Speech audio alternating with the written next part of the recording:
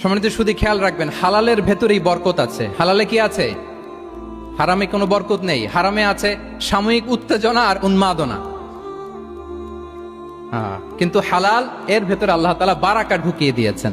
তাহলে আমরা হালাল কনজিউম করব, কি বলেন? সব ক্ষেত্রে, সব ক্ষেত্রে। হারাম খেয়ে, হারাম কনজিউম করে যে ব্যক্তি দোয়া করে, যারা হারাম খায় তাদের দোয়া আল্লাহ কবুল করে না। এবং হারাম খেয়ে বর্ধিষ্ণু দেহ আল্লাহর জান্নাতে প্রবেশ করবে না। লা ইয়াদখুলুল জান্নাতা জাসাদুন গুযিয়া বিল হারাম।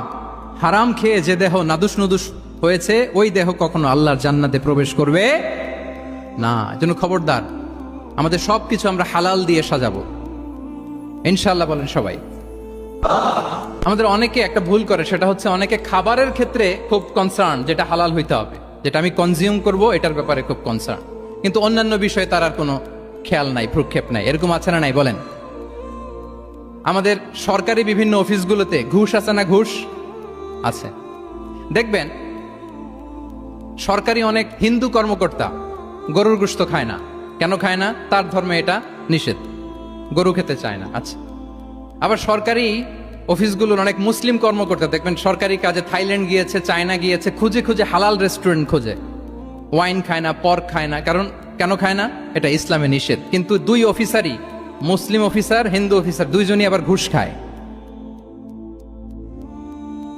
হয় না এরকম?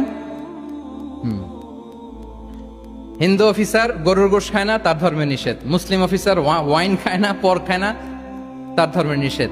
তো ঘুষও তো দুই ধর্মের নিষেধ, কি বলেন? তাহলে যেটা খাবো, কনজিউম করবো, শুধু এইটার ব্যাপারেই কি হালাল? না। ইউর ইনকাম শুড বি হালাল,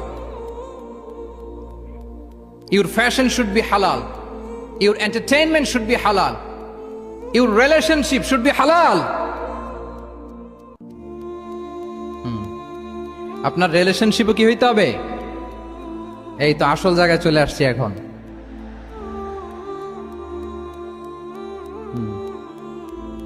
হালাল রিলেশনশিপ কোনটা? বিয়ে।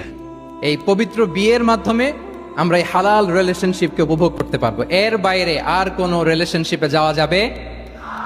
হ্যাঁ। প্রি ম্যারিজ রিলেশনশিপ, এটা কি হালাল না হারাম? হ্যাঁ, ফতোয়া আপনারাই দিয়ে দিচ্ছেন।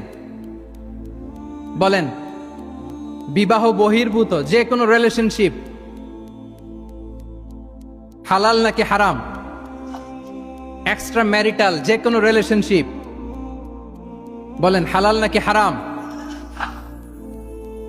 সাবধান হইতে হবে। তাহলে হালালের সাথে আমাদের